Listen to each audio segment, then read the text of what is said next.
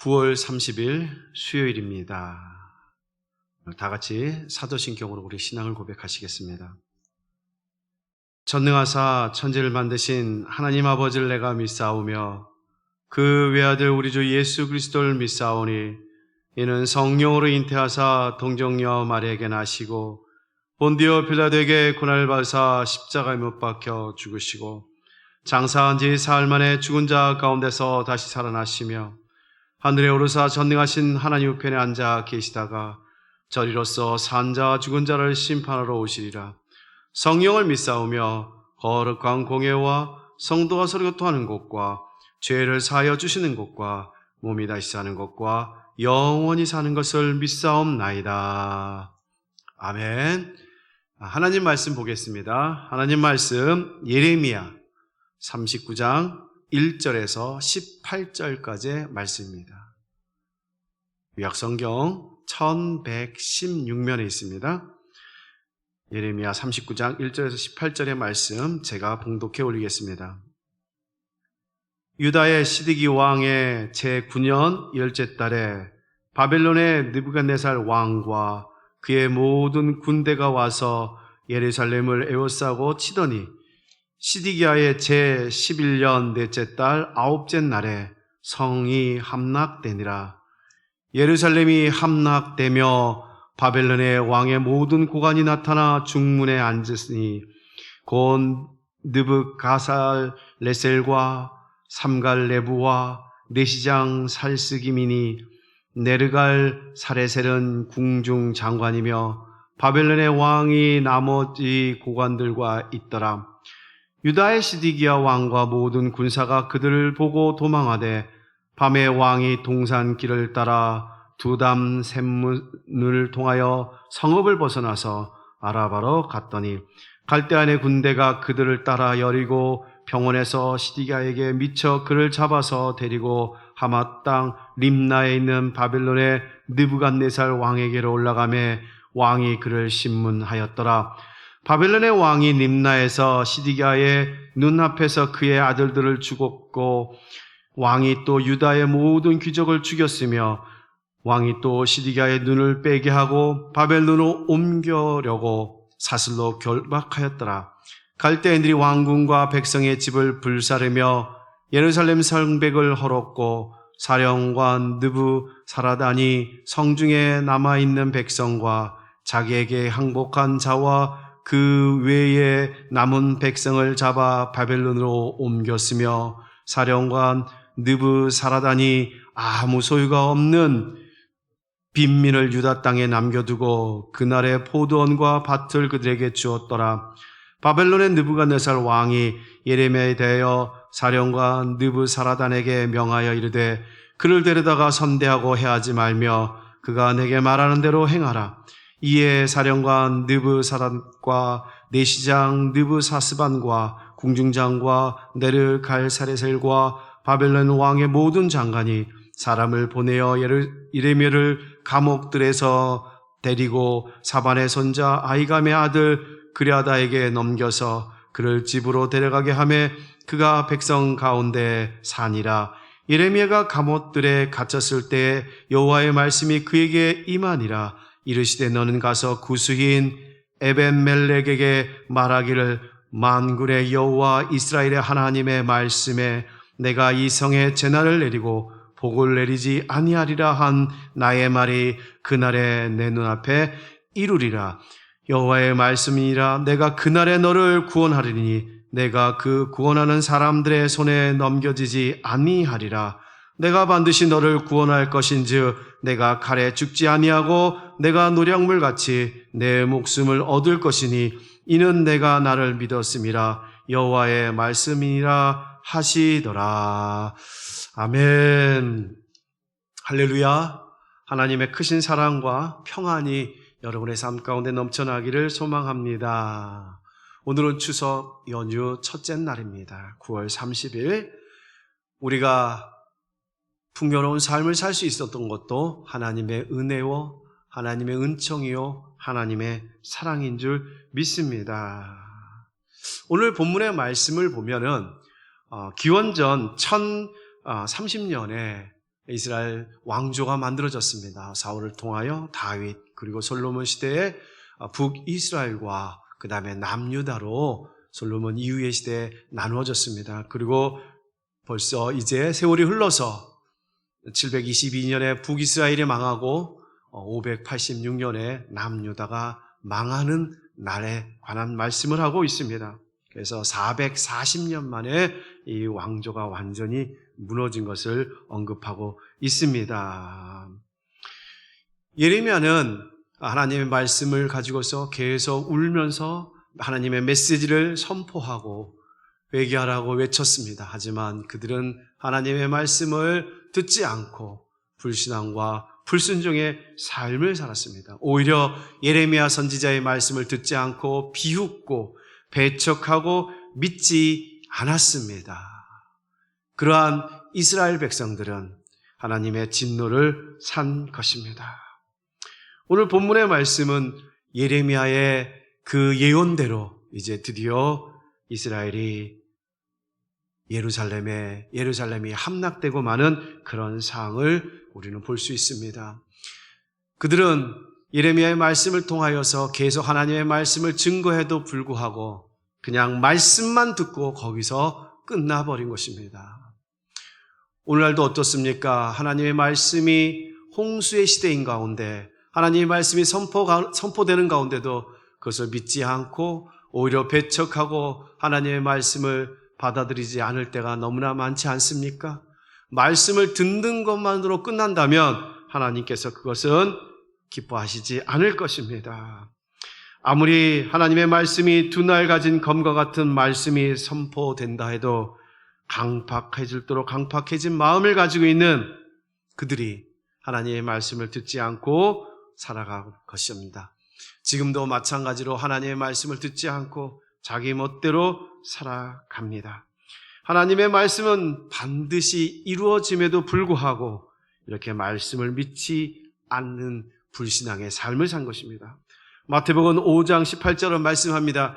천지가 없어지기 전에는 율법의 1.1획도 결코 없어지지 아니하고 다 이루리라 말씀하고 계십니다.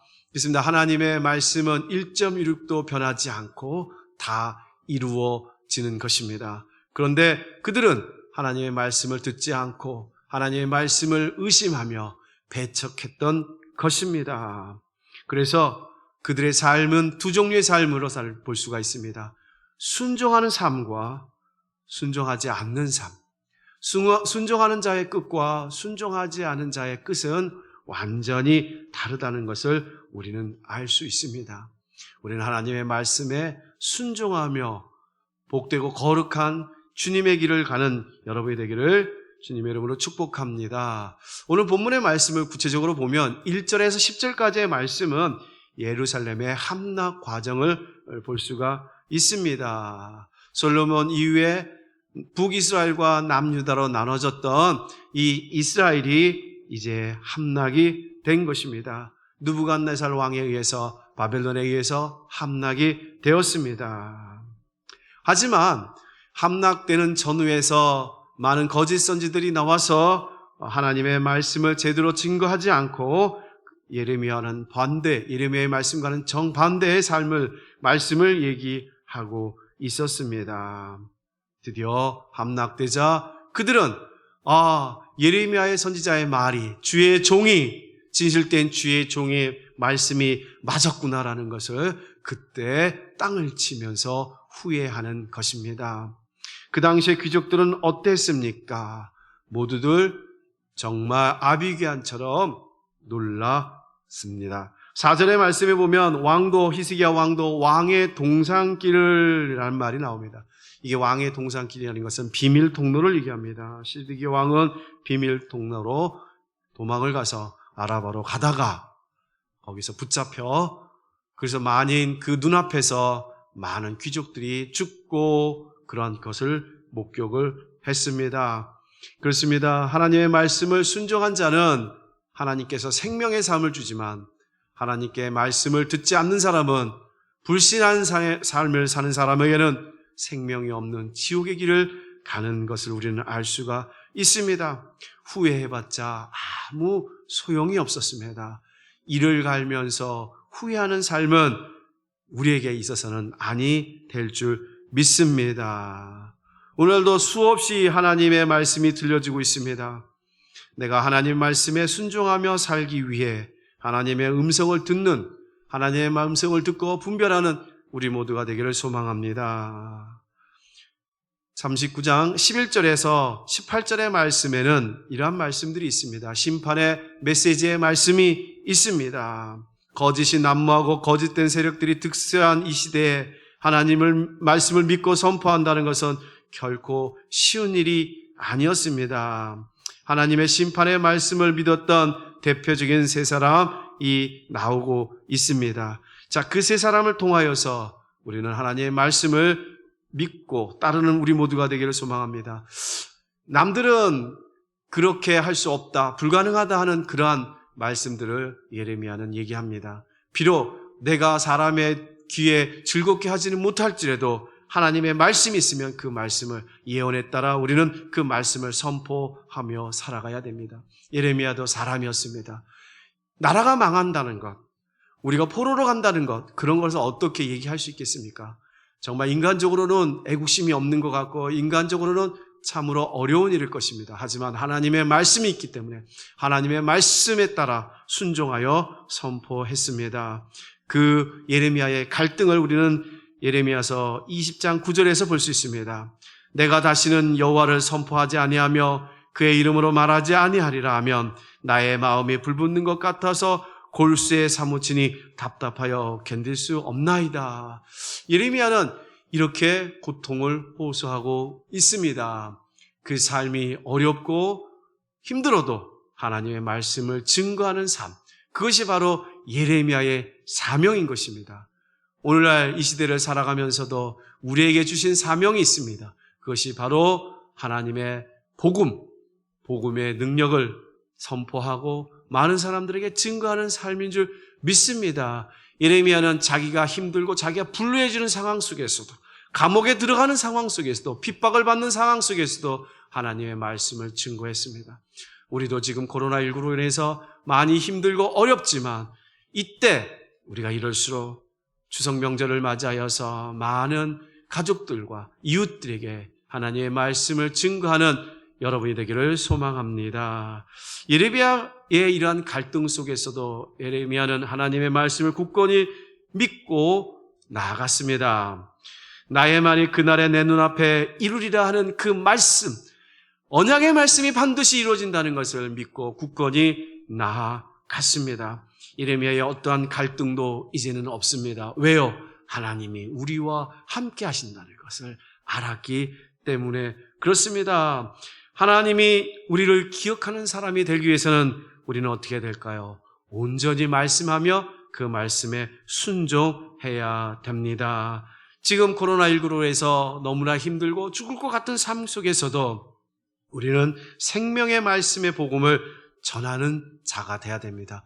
그러기 위해서는 먼저 우리가 하나님의 은혜로 성령의 충만함으로 말씀에 무장되어서 이 말씀을 가지고 우리가 증거할 수 있는 생명의 말씀을 증거하는 우리 모두가 돼야 됩니다. 그랬을 때 하나님께서 우리의 삶을 알맞는 열매와 결실을 맺게 주실 줄 믿습니다. 그래서 그 말씀이 심령의 앞에 떨어짐으로써 30배, 60배, 100배의 열매를 맺게 될 줄 믿습니다. 그러한 믿음은 하나님으로부터 내가 반드시 너를 구원하리라라는 약속의 말씀을 받게 될 줄 믿습니다. 우리 모두는 하나님 보시기에 나의 믿음이 어떠한지를 한번 이제 점검할 필요가 있습니다. 코로나19를 통하여서 우리가 일상의 모든 것이 이제는 새로운 삶이 되었습니다. 이런 새로운 삶 가운데 하나님이 나를 향하는 나의 모습이 어떠한지를 한번 생각하는 시간이 되기를 바랍니다. 사람 보기보다는 하나님 보시기에 아름다운 믿음을 가지고 가는 그러한 삶을 살아가는 풍요로운 삶을 사는 여러분이 되기를 주님의 이름으로 축복합니다. 기도드리겠습니다. 하나님 감사합니다. 하나님께서 은혜를 주셔서 또 오곡백과가 물에 익는 결실의 계절을 맞게 되었습니다. 하나님, 이 연휴 가운데서도 하나님께서 축복하여 주시고 은혜를 내려주셔서 많은 가족들을 만났을 때도 늘 하나님의 자녀답게, 하나님의 백성답게, 그리스도인답게 예수 그리스도의 향기를 나타내며 사는 우리 모두가 되게 하여 주시옵소서. 오로지 세상에 절하는 것이 아니라 하나님 만군의 여호와 하나님께 전하는 우리 모두가 되게 하여 주시고 주님만을 경배하는 삶이 되게 하여 주시옵소서. 오늘 말씀처럼 말씀에 늘 순종하는 삶이 되게 하여 주시옵소서. 듣는 것에 끝나지 않고 열매 맺는 신앙인이 되게 하여 주시옵소서. 하나님 보시기에 합당한 신앙생활 할 수 있도록 주님 역사하여 주시옵소서. 감사드리며 존귀하신 예수님의 이름으로 기도드리옵나이다. 아멘. 우리 이어서 기도드렸으면 좋겠습니다. 우리가 코로나19를 통해서 또 연휴를 통해서 더 이상 코로나19가 확산되지 않게 하기 위해서, 이 나라 이민족을 위해서 정말 모두가 하나님의 말씀 가운데서 살 수 있도록 우리가 기도했으면 좋겠습니다. 이 나라 이민족이 바로 설 수 있도록 위정자들을 위해서 기도해 주시고요. 또 한국 교회를 위해서, 그리고 우리 목회자들을 위해서 기도했으면 좋겠습니다. 무엇보다도 우리 세우신 교회를 위해서 기도하는 시간을 가졌으면 좋겠습니다. 연휴라고 해서 먹고 마시는 것만이 아니라 우리가 하나님과 기도하고 교제하는 시간을 가졌으면 좋겠습니다. 우리 세우신 교회 목사님, 담임 목사님을 위해서, 그리고 주의 종들을 위해서 우리 장로님들, 그다음에 권사님들, 안수 집사님들, 서리 집사님들, 우리 다음 세대의 모든 학생들, 우리 청년부에 이르기까지 우리 모두가 건강하게 연휴를 잘 보낼 수 있도록 우리가 기도했으면 좋겠습니다. 그리고 각자 소원하는 기도를 하나님께 내려놓고 기도하는 시간, 하나님과 교제하는 시간이 되었으면 좋겠습니다. 주여 한번 부르고 통성으로 기도드리겠습니다. 주여, 사랑과 은혜가 풍성하신 하나님 아버지 감사합니다. 하나님의 은혜 가운데 하나님 이렇게 풍요로운 삶을 살게 해주심을 감사합니다. 하나님의 뜻이 있어서 코로나19를 통하여서 하나님의 뜻이 무엇인지 분별하는 삶이 되게 하여 주시고, 이 재난과 어려움 속에서도 하나님의 뜻 가운데 살게 하여 주시고, 믿음 잃지 않게 하여 주시고, 더욱더 하나님만 붙잡고 나아가는 우리 심령들이 되게 하여 주시옵소서. 코로나19로 인하여서 많은 삶이 변화되고 있습니다. 어려운 삶이 많습니다. 경제적인 어려움으로 겪고 있는 사람이 있습니다. 하나님 같이 하여 주시옵소서. 질병으로 어려움을 갖고 있는 사람들이 많습니다. 많은 환자들을 돌보는 의료진들 주님 축복하여 주시고 그들을 늘 주님께서 지켜보아 주시옵소서. 하나님 고통 가운데 있는 이 나라의 민족을 불쌍히 여겨 주시옵고 위정자들을 불쌍히 여겨 주셔서 하나님을 경외하게 하여 주시고 하나님의 말씀에 뚫리는 자가 되게 하여 주셔서 백성들을 위해 헌신할 수 있는 위정자들이 되게 하여 주시옵소서. 하나님 이 나라의 민족을 불쌍히 여겨주시고 바로 서게 하여 주시옵소서. 그러기 위해서는 교회가 바로 서야 되겠나이다. 하나님 그러기 위해서는 교회가 바른 기능을 해야 되겠나이다. 하나님 머리 대신 주님께서 교회를 치리하여 주시고 좌정하여 주셔서 이 교회가 바른 기능할 수 있도록 하나님 인도하여 주시고 복음의 놀라운 말씀을 가지고 깃발을 들고 나아가게 하여 주시옵소서.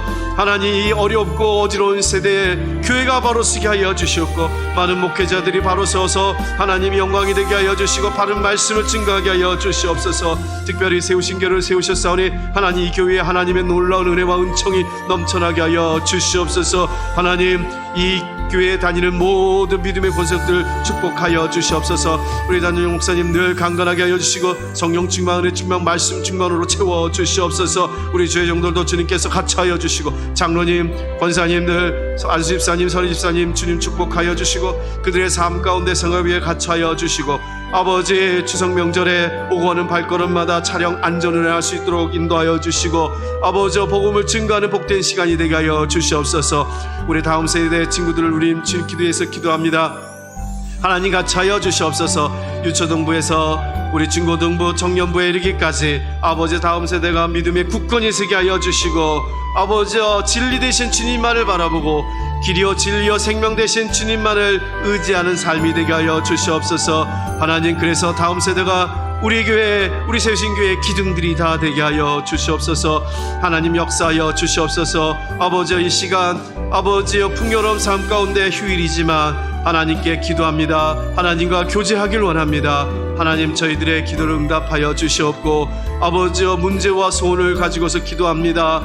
하나님 아시지 않습니까? 저희들의 기도를 응답하여 주시고 하나님의 때에 아름답게 기도가 응답되게 하여 주시고 하나님의 영광이 나타나게 하여 주시고 저희들의 삶이 온유와 겸손한 삶, 예수님을 따라가는 제자의 삶을 살 수 있도록, 청지기의 삶을 살 수 있도록 주님 허락하여 주시고 복 내려 주시옵소서. 주님께서 오늘도 주장하여 주시옵고 항상 붙들어줄 줄 믿고 존귀하신 예수님의 이름으로 기도드리옵나이다. 아멘.